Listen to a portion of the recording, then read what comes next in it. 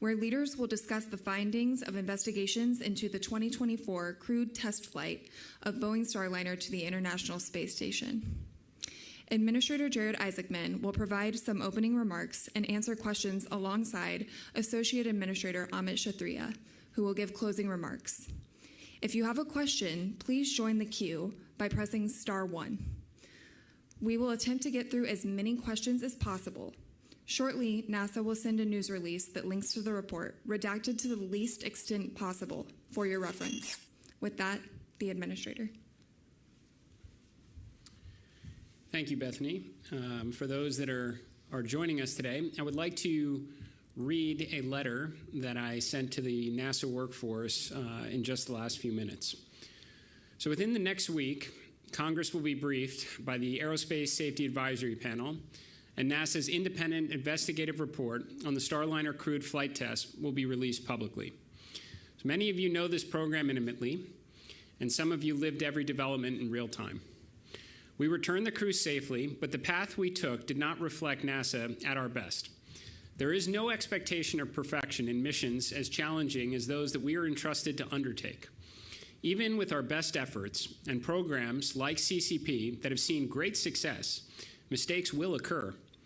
What defines us is whether we learn from them, improve because of them, and strengthen confidence across this workforce and the nation that we serve.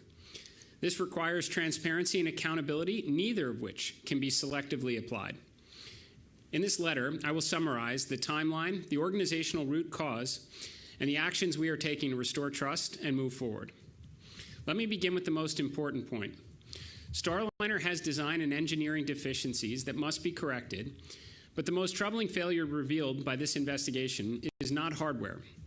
It's decision-making and leadership that if left unchecked, could create a culture incompatible with human spaceflight. To give you a little program history, Starliner was conceived under the Commercial Crew Program in 2010 with the intent to establish dissimilar crew access to low Earth orbit. After the retirement of the space shuttle, it became a national imperative to never again accept a gap in American human spaceflight capability. Now, the first test, Orbital Flight Test 1 of Starliner, was in December of 2019. A mission elapsed timing error prevented the guidance software from calculating orbital insertion burn timing, which triggered excessive thruster firings, incorrect orbital insertion, major propellant use, and 10 thrusters that were declared failed off. This mission was declared a high visibility close call. Orbital Flight Test 2, or OFT-2, was launched in August of 2021. During the OFT-2 launch countdown cycle test of the service prop module, system.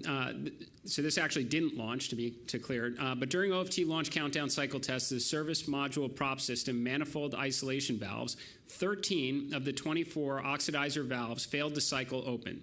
So they were stuck in the closed position. And that resulted actually in a launch scrub. So the spacecraft and the booster itself were rolled back, and the service module was removed, and it was replaced for launch many months later, which actually led to the Orbital Flight Test 2, OFT-2, which did launch in May of 2022. Now, this mission proceeded mostly nominally compared to certainly the other mission. However, 3 aft service module RCS thrusters were declared failed off during the flight. Now, this led up to the actual crewed flight. So preparation for the crewed flight, OFT, and OFT-2 investigations did not drive to or take sufficient action on the actual root cause of the anomalies that we observed.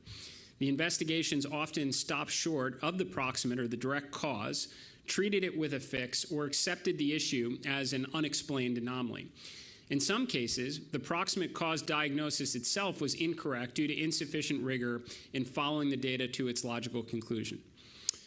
Now, we still stepped into crewed flight test, so CFT, which was launched in June of 2024. Now, after a lot of delays and an unexpected helium leak, NASA and Boeing launched astronauts Butch Wilmore and Suni Williams aboard Starliner.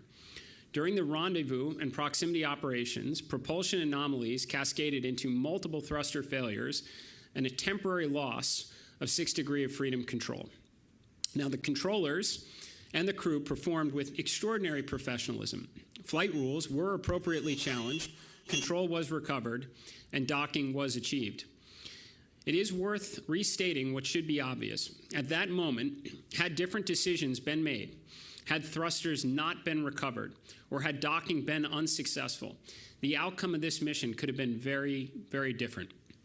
The astronauts did remain safely aboard the International Space Station while they were advocating for data, for more testing, and for leadership engagement necessary to complete their mission safely. On the ground, joint Boeing and NASA teams conducted tests, reviewed data, and evaluated next steps. In September 2024, Starliner undocked autonomously.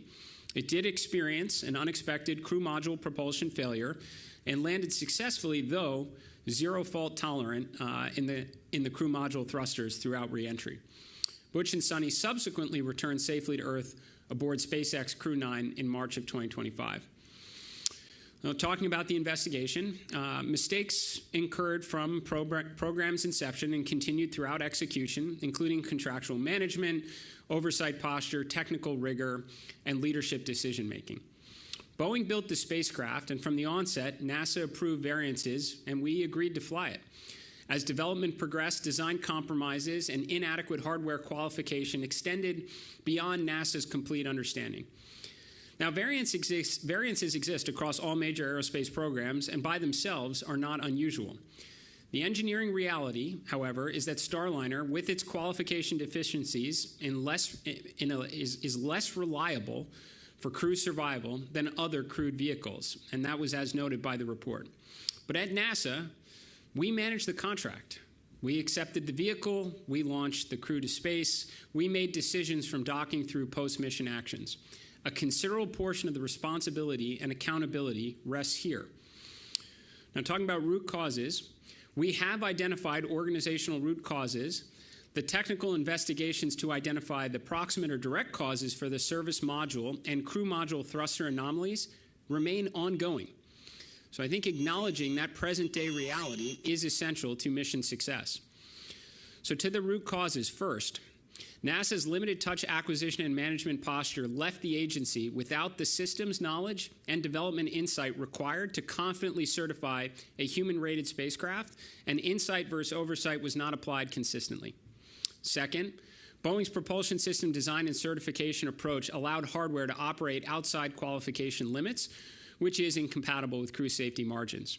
Third, NASA's programmatic desire to maintain two dissimilar crew transportation systems influenced technical and operational risk discussions.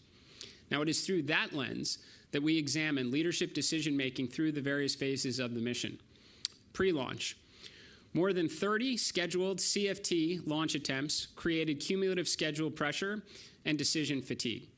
Prior OFT thruster risk was never fully understood, corrective actions from OFT-1 were incomplete, and flight rationale was therefore inadequate. Witness statements routinely reflected a belief that management within the commercial crew program could only succeed if Starliner launched. Now, on orbit, disagreements over crew return options deteriorated into unprofessional conduct while the crew remained on orbit. Witness statements describe an environment where advocacy tied to the Starliner program viability persisted alongside insufficient senior NASA leadership engagement to refocus teams on safety and mission outcomes. Now, post-mission, despite the loss of 6 degrees of freedom control and cost thresholds exceeding a Type A mishap by a factor of over 100, a mishap was not declared. Concern for the Starliner program's reputation influenced that decision. Initially, our commercial crew program investigated itself. Ultimately, these decisions were inconsistent with NASA's safety culture, and a subsequent independent investigation was commissioned, and the record is now being corrected. Today, we formally designate this event a Type A mishap to ensure lessons are fully captured for future missions. Programmatic advocacy exceeded reasonable bounds and placed the mission, the crew, and America's space program at risk in ways that were not fully understood at the time decisions were being contemplated. This created a culture of mistrust that can never happen again, and there will be leadership accountability. Now, our path forward, NASA will continue to work with Boeing, as we do all of our partners that are undertaking test flights. Sustained crew and cargo access to low Earth orbit will remain essential, and America benefits from competition and redundancy. But to be clear, NASA will not fly another crew on Starliner until technical causes are understood and corrected, the propulsion system is fully qualified, and appropriate investigation recommendations are implemented. A little bit to transparency. Transparency is not a weakness, it is a strength. We will release the investigation in full, redacted only where legally required or as directed by our commercial partner. Pretending unpleasant situations did not occur teaches the wrong lessons. Failure to learn invites failure again and suggests that in human spaceflight, failure is an option. It is not.